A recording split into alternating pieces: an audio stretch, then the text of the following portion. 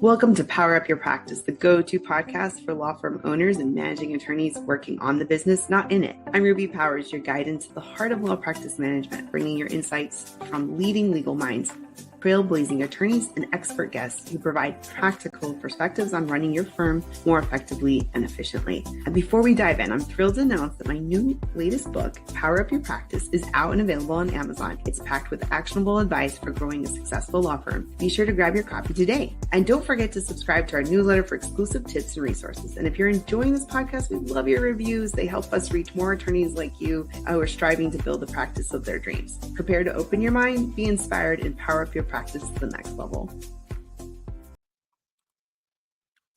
Hi everyone, this is Ruby Powers, your host of Power Up Your Practice. I'm really excited to have Matt Thelen here today. He is an attorney who's been running startups for more than a decade, and his latest venture is called Attorney Share. It's specifically designed to support attorneys looking to maximize the value of referrals to their practice. And we have a mutual friend in common. I learned about him not too long ago, and really talking about the leveraging technology, leaning into referrals and maximizing them in our business. So, Matt, tell us a little bit about yourself and how you got to where you are today. Oh, well, that's a long story. I don't know if we have the time for it on this podcast, but as you mentioned, I'm an attorney, practiced law for a little bit, but was a JD MBA and just found myself gravitating more and more towards the business side of things. Fell into a startup role, a chief legal officer role at a startup here in Los Angeles, and just really became extremely passionate about working in and with startups. And so, as you mentioned, I've been doing it for more than a decade now. Was fortunate enough to connect with a personal injury attorney here in Los Angeles who said, I have this great idea for a startup. And usually when that happens, I run the other direction. But this idea was actually very good. And so I connected it was Robert Simon of the Simon Law Group. And he convinced me to help join him and build this company together. And so here we are. So what is the Attorney Share for those who might not know what it is? Yeah, so an attorney share is a marketplace that facilitates sending and receiving referrals for attorneys. And I, having been focused mostly on corporate law for the majority of my career, I didn't understand how important referrals were until I really started evaluating this space. But they're truly the lifeblood of a lot of practice areas within the legal industry. But it's an extremely inefficient system currently. And so when we started taking a look at that and evaluating how attorneys were currently going about sending and receiving referrals, we decided there had to be a better way to do this. And so that's where Attorney Share came from. So I think that if you're in the PI world, then this is like your jam. Like this is how you That's survive. right. This is your thing, That's right. But like I'm an immigration attorney. Like there's all these other areas of law besides PA, and I think the way I learned when we were preparing and practicing and everything was, oh yeah, maybe you have your small list of your family and your criminal defense and maybe some corporate or business, a couple of PI, and like in my world, I need to keep track of who can speak what language. Yeah. Or does the attorney speak it, or is it an assistant? How frequently is that assistant available? Those types of things, because a lot of times people ask me that. But for the most part, I mean, there's no transaction other than it's just goodwill and sending people that you vetted. Also, sometimes I think people get a little overwhelmed by this whole referral thing because it's like, That's right. I don't know if they're good or not. Like I don't want to be responsible if they mess up the case. So. Yeah, well, it's funny. You just touched on the majority of the major pain points that we identified when we were looking at this. Tracking which attorneys are good in which practice areas, which attorneys can speak multiple languages, which attorneys have available time and resources to spend on referrals. How do I facilitate communication between this potential client, and the referral partner? And all of those things are a major headache and are a huge resource constraint on sending referrals. And when I use the term referral very loosely, our platform empowers co-counsel, it empowers 0% referral fees. So if you have a client that you just want to make sure they're being taken care of, you can find a home for that case or for that client and make sure that they're receiving the representation that they deserve. Oh, that's good to know. Yeah. Because also I don't practice where I went to law school or graduated from law school. So I've always been like, darn it, like I don't like it feels like everybody made BFF in their 1L year and like, That's right. and I'm like, I feel like I have to work harder to build up my referral network. That's Or it. my list And of people I want to share, send business to. Yeah.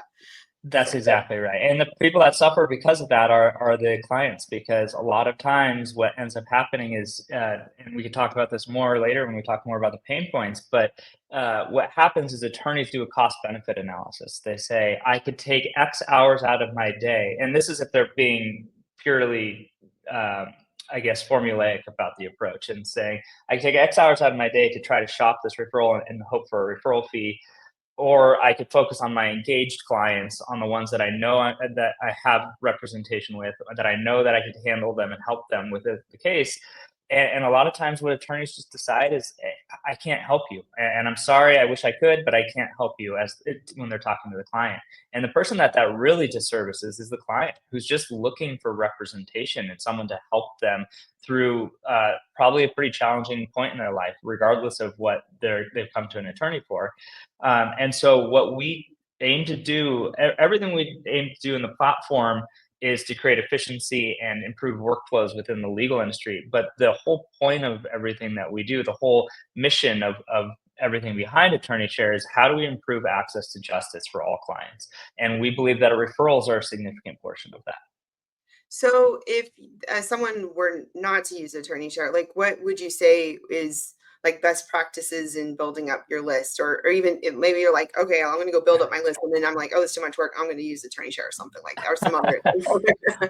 Well, I think you touched on it. I think you started the conversation by saying I'm not practicing where I went to law school. And so what it is that you talk to your former classmates, you go to bar networking events, you try to build a network through your community and say, who do I know that does this practice area, that practices in this jurisdiction, and how do I build out this network? But then the challenge immediately becomes, okay, does Joe speak Spanish? I don't remember if Joe speaks Spanish. Is he taking personal injury cases or just motor vehicle accident cases? And you have to create this like Rolodex in your head, or maybe you put it down on paper somewhere, but it's extremely challenging to keep track of all that.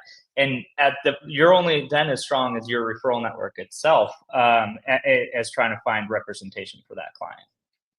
I guess I mean I network a lot and I go to lots of things. I mean, I was just running from one right before this recording actually, and I, I guess I really hadn't paused and thought about how it is sort of like you help quid pro quo, like you're helping other people, you give referrals and they refer to you, and they're just and the access to justice perspective, I haven't really thought of it from that perspective, because I think I saw it more from the pain point, like it's more work for me to have to figure this out. That's exactly right. Yeah. But yeah, it's totally understandable. I mean, that's a totally natural human reaction to, this is going to take a ton of my energy, a ton of my resources. We're all really busy, especially in an industry that usually bills by the hour. We're all very time constrained. And so helping I'm sure everyone to some degree wants to help find every client representation, but it's just not realistic at the end of the day sometimes. And so we aim to make that process easier, to provide better access for clients to justice. And the other piece that we didn't touch on is we also hope that it helps democratize the legal industry. And what I mean by that is, people are naturally inclined to work with people that are like themselves, whether that's they went to the same law school, they go golfing together on the weekends, their parents were attorneys together at a firm 30 years ago, whatever it might be. And what ends up happening is that means that underrepresented groups receive a disproportionate less amount of referrals within the legal industry, whether that's female attorneys or minority attorneys or first generation attorneys. They're not receiving referrals at the same volume that other groups are. And that significantly impacts their ability to really grow their practice and become a better professional, because they don't have the same access to high value cases or the volume of cases coming their direction.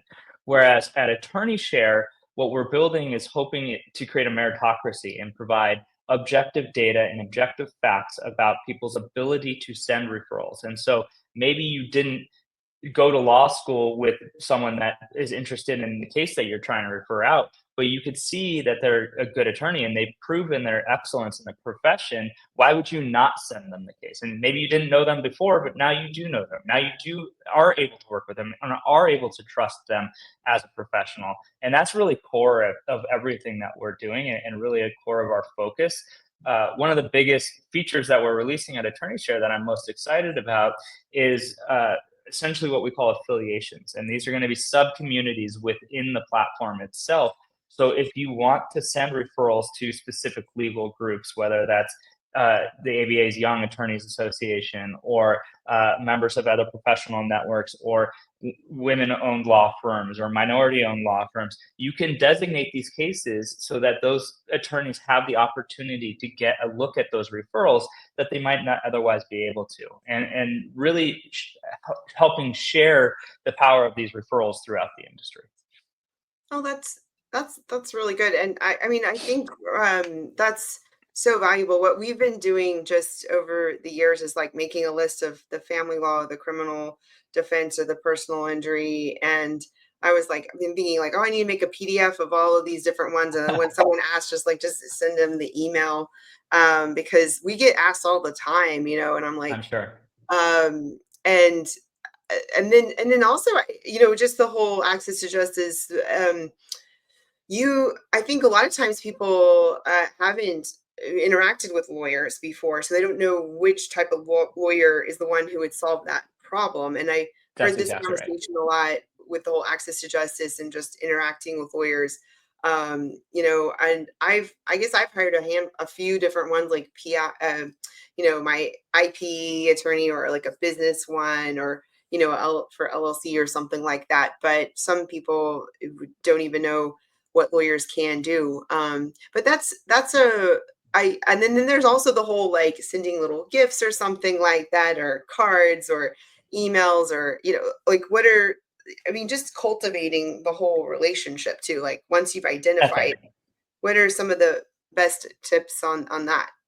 Yeah, I mean, I think it's like you said. I would go to state bar association events. I would go to legal community events and start building those relationships with your peers, even if they are in quote unquote competitive practice areas, because you never know when someone's going to be conflicted out, or someone is going to want to go on vacation, or whatever it might be, and they don't see the fact pattern the same way that you might, and the client still deserves representation. And I've seen people in, like I said, competing overlapping jurisdictions, overlapping practice areas, that send referrals to each other all day every day, because not every client is the right fit for every attorney, and vice versa. So it's really about building those relationships. At the end of the day, I think the practice of law is one of the industries where relationships are at the core of everything that we do, and it's really about relationships with your peers, with the legal industry itself, and with clients. And so the more you can strengthen those bonds with your peer group, the more referrals are going to be an important part of your practice. I think when I started my practice like 15 years ago, and because I didn't graduate from the law school, I mean, I didn't graduate in the city that I was my last year of law school, because I visited U of H Law, and I was from UNC Law. I think I was just really focusing on like Google ads and a lot of the directories and a whole bunch of other things. But referrals are such a key component of your marketing and business development. And regardless of whether you use one of these programs out there, or you just old school like lists and Excel sheets or whatever, or it should be a component of your business development. And I've been to some business development type of groups, and just like how, if it's been a while since you've talked to somebody, like reach out to them, ask for coffee, have a virtual coffee, have a lunch, stay in touch to see what scope of services, because maybe they're added more, or they've reduced in their niche down a little bit or something like that. And Yeah, and maybe people don't even know what you do. Like, I've been seeing a lot of this, like, let me reintroduce myself on LinkedIn. And I told my 100%. marketing assistant, we need to do that. No, that's exactly right. And I mean, I think it works both ways. It's like you never know when someone's expanded their practice to bring on new areas or new attorneys that focus on different practice areas, or they've expanded jurisdictions so that they can now service clients in another state, or vice versa. You never know when someone is drowning in work and saying, "God, I have too many cases on my desk. I wish I could offload a couple to someone that would be interested in taking them and that I could trust." And so it's really about communicating and networking constantly, regardless of where you're at from a law firm size or growth standpoint. Like, if you're interested in growing your law firm, referrals have to be a part of your growth strategy. you know this seems like more work, but I could think this might be a good idea, is that if you regularly refer someone, to try to get feedback from the person you referred to see, did it work out? How was it? Would Yep. you are you glad I referred them? Like, we're just like, you're a little scared to ask that. But, like, what's your feedback, so that you can use that in the future. Because especially if you're cultivating in your reputation and who you recommend, that's, I think, what really is a pain point in this whole process, is, like, not only is it extra work, but it's also, it's almost just neutral if you don't recommend anybody, because then you don't know whether they're good or they're bad. They're going to do it. It's That's going to be a right. right fit or not. But Yeah. it's sort of like you're putting your neck out there if you're going to recommend somebody. So There's definitely reputational risk associated with it, and there's actual professional risk in the fact that you are usually subject, depending on which state you operate in, subject to malpractice claims based on the recipient attorney's representation of the client. So you do want to be very careful of who you send referrals to, and and to make sure that they are qualified and that they're going to take care of the client in a highly professional manner. But yes, absolutely, there's reputational risk, and sometimes attorneys choose just to be neutral about whether or not to send a referral to avoid that risk altogether. But I do think that, as I mentioned, if you're interested in growing your practice and growing your firm, a thought out, well planned referral strategy should be part of that growth strategy. Uh, I teach law practice management at one of the law schools in town, and I tell them, like, by the end of this class, you should know who wants to practice what. You should know each other's names. Like, I did the Goldman Sachs 10,000 business program, and they said by the end of the semester, you should have all know who each other's are, the business, and hopefully you're doing business with each other before long.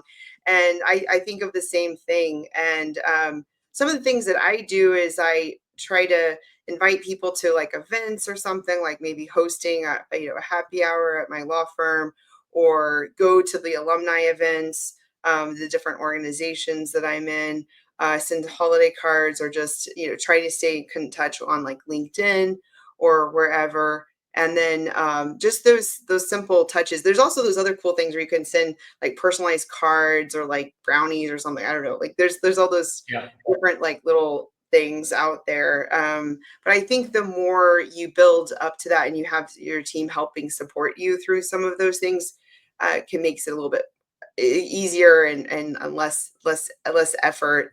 And then when you see people just being genuine, and just learning about them, that's, I think, that goes a long way, because it's referral slash networking slash business development. All of this is all That's connected. exactly right. That's Yeah. exactly right. So I mean, I've heard of Overture and now Attorney Share, but what is it? How does Attorney Share sort of stand out compared to some of those other platforms that are sort of out there? Because other than just recently, I haven't really heard of these types of programs. So.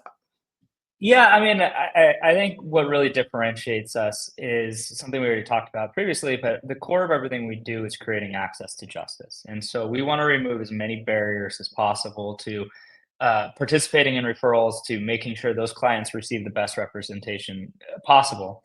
And so that's as I mentioned, at the core of everything that we do, every feature that we build, every business decision that we make, we revisit, is this going to help access to justice for people? And so our platform is free to join. There's no subscription cost. We don't take a cut of any attorney's fees or anything like that. Our pricing is extremely straightforward. It's transactional based. If the recipient attorney is able to sign the client, it's very approachable price point.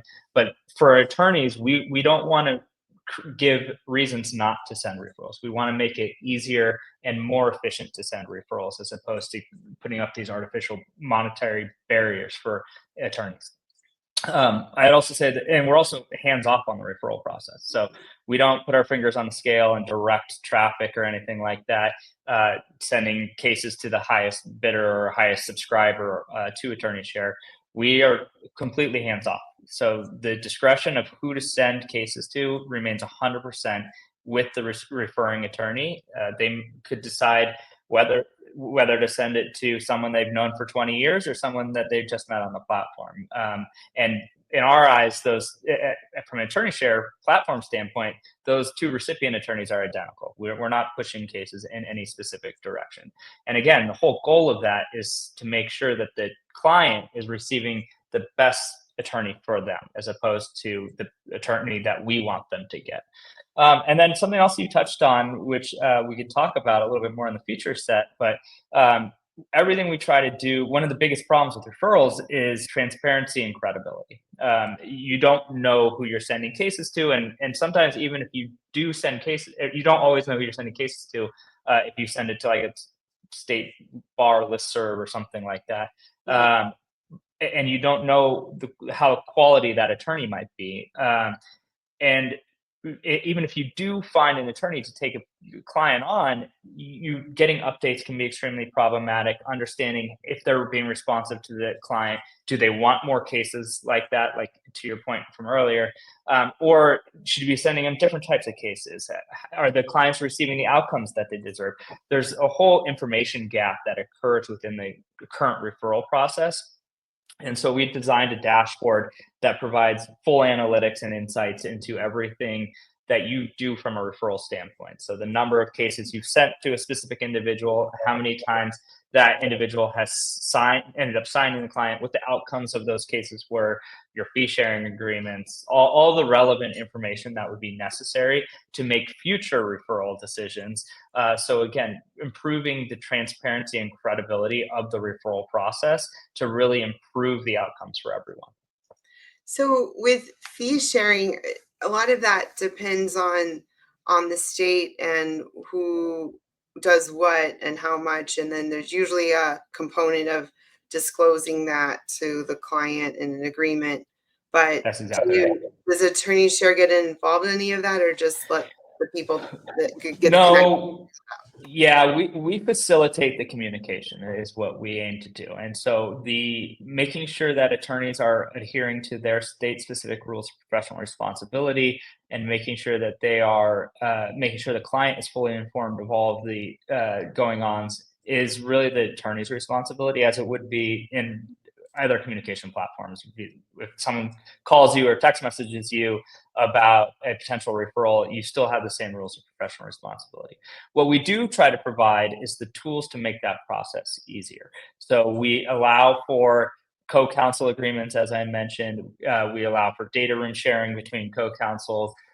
We provide the ability to upload fee sharing agreements so that there's a documented and verifiable transaction history between the attorneys, so that if ever the referral relationship is called into question, you at least have some backup to support the relationship and to make sure that everyone's on the same page, so that there's not disputes about where the referral came from or what the fee sharing split was, and you have the actual documentation to support it. It just occurred to me, do you also help with referrals for like non-lawyers? Like I get asked about CPAs, international tax experts, real estate agents, I don't know, random. Not yet. Okay. Unfortunately, this is Counselors, there's a the legal industry. Referrals are complex enough within the legal no, industry. they are. Maybe Yeah. eventually we'll get into some other categories, but we've got enough to chew on for the moment, at least. Yeah, I could see that. Well, I think this has been really helpful because it just highlights the importance of whether or not you use one of these programs out there, like Attorney Share or whatever is out there. There's the importance of referrals, the importance of vetting, making a list, having that list available, keeping tabs on who does what, being purposeful in that, being a resource to your clients. You know, That's that right. the whole democratization of access and access to justice. Like I hadn't really thought of it from that perspective, but I could see it. And I was actually on a panel at U of H Law last week about it was like bias and racism and culture. And I was on a panel, and basically everyone was a minority or first generation attorney, and just thinking about some of the stories we shared, and it's very powerful. But like you're right, like we don't have generations of lawyers in our family, and just some of the being able to get out there and expand our referral base is really important. Absolutely. Yeah, I think I read a snippet from the Clio Legal Trends report that said upwards of 75% of attorneys are using referrals to grow their practice. And in certain practice areas, as we mentioned, like PI, it's more than 50% of all clients come from a referral source as opposed from self-generated business.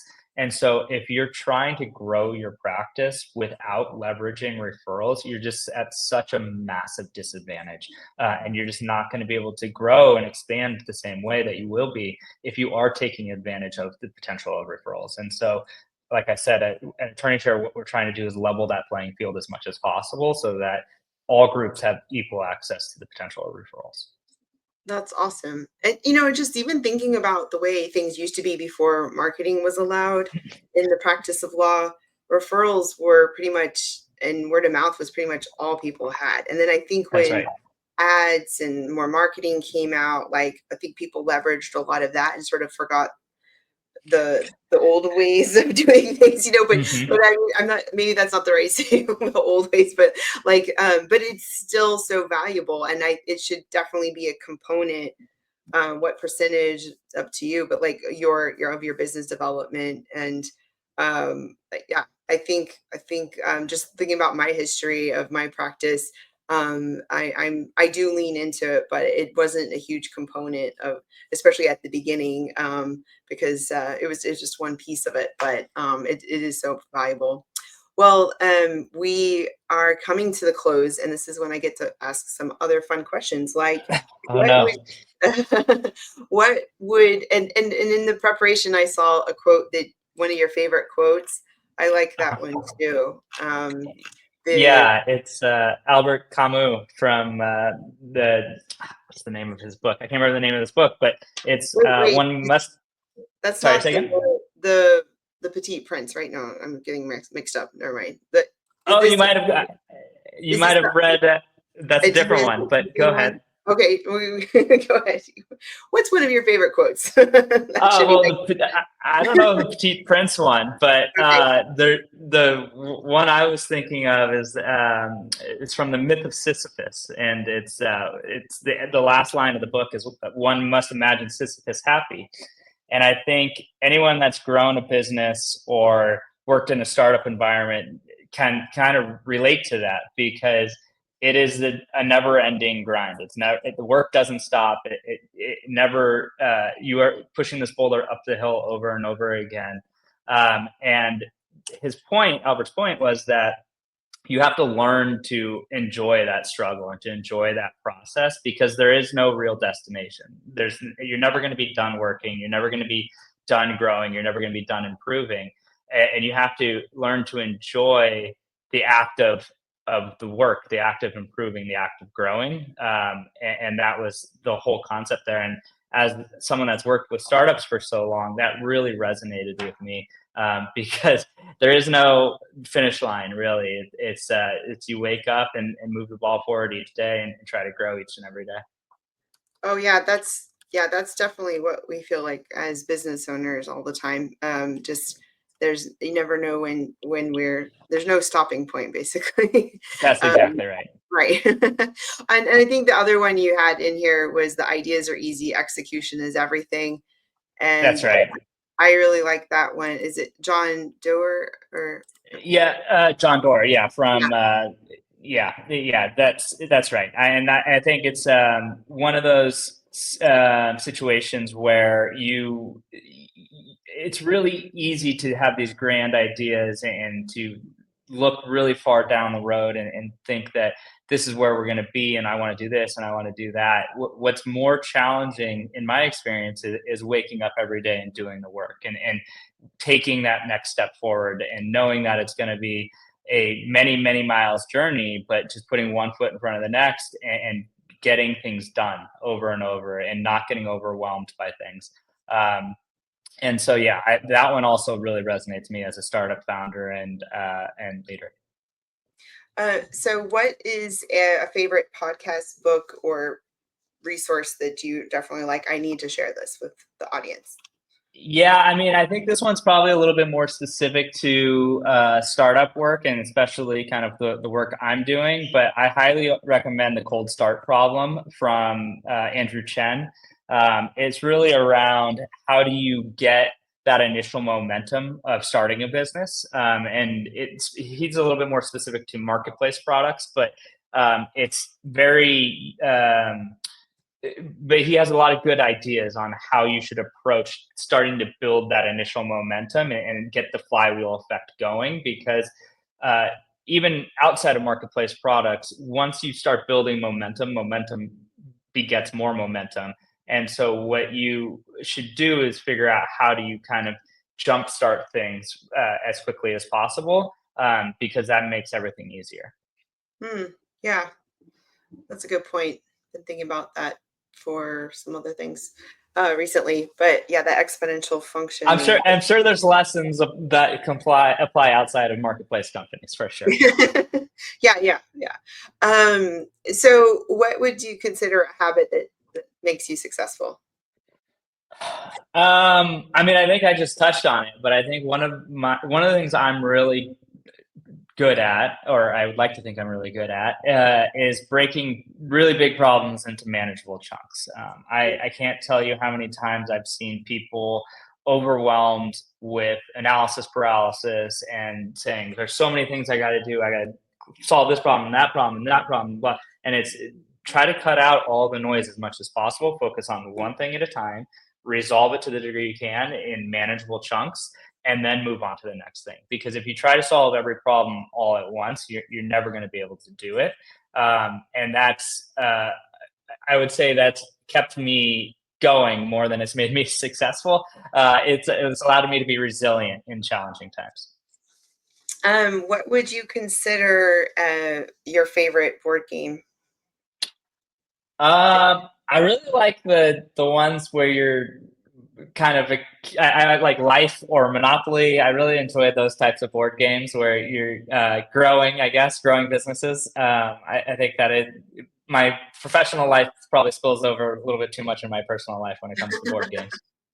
Someone recommended one called Cash Flow, actually.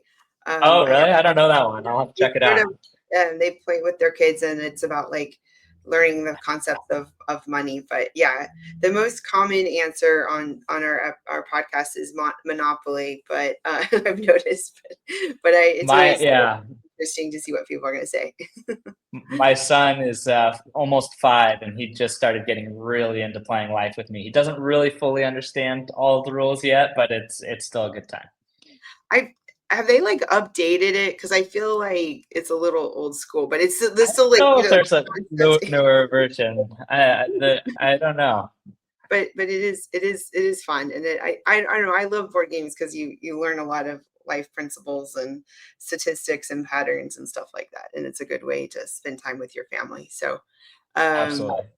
Well, we, have really enjoyed our time together. Thanks for hopping on. And what is there any key takeaway that you'd want to share with our audience? We have a lot of law firm owners, business, managing attorneys, right hand associates, those who want to start their firm.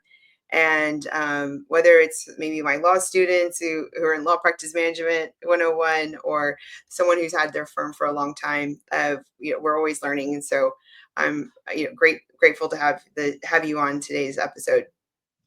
Yeah, no, I really appreciate you having me. I mean, I think the one key takeaway I'd recommend is never underestimate the power of networking and or referrals. I think that applies really inside the legal industry, outside of the legal industry. I think anyone looking to grow their own business or grow professionally should take a serious amount of time to network, to grow their professional networks, grow their personal networks, because you never know when one relationship is going to completely change everything for you. And so I highly recommend that to seasoned professionals, to people still in undergrad that are just starting out in their careers. Never underestimate how important relationships can be, and never undervalue how important a relationship with one individual can be. That's true. We talked a lot about the importance of referrals, networking, and how it all combines with business development. Whether you just graduated or you're still in law school, you've had your practice for a long time, it's a valuable skill, and way of life to cultivate those relationships. How can people find you if they want to reach out and connect? Yeah, I'm always open to people reaching out to my LinkedIn. I love connecting with people on LinkedIn. If they want to find me, I'm pretty easy to find there. You can check out Attorney Share on either Instagram or LinkedIn as well, or it's just attorneyshare.com. And I'm always happy to help answer questions or provide advice, or help people in my own network or people coming into my network in any way that I can. So again, power of networking is not to be understated. I truly value it. So if anyone wants to reach out to me directly, I encourage them to do so. Thanks, Matt. And that's Matt and then Thelen for those to look you up on LinkedIn. That's right. That's right. Well, thank you so much for joining. Thanks everyone who's listening. Definitely remember the importance of networking, referrals, business development. It's a lifeline to your business, and definitely feel free to check out the book Power Up Your Practice. And we have a lot of different topics of networking and business development in those marketing chapters. And we'll see you next time. Thanks for joining us. Thanks for having me. Thank you for tuning in to the Power Up Your Practice Law Practice Management podcast. I'm your host, Ruby Powers, and it's been a pleasure sharing this time with you. If you've enjoyed this episode, please take a moment to leave us a review, tell someone else about us, and we'd love to get this podcast shared with others to reach more listeners like you. Don't forget to subscribe to our newsletter for exclusive content, tips, and updates straight to your inbox. And exciting news, our book, The Power Up Your Practice, is out and available on Amazon. It's packed with strategies, 25 chapters, to help you elevate your practice and achieve your goals. So join us next week as we dive into more advice and insight on law practice management. We'll see you next time.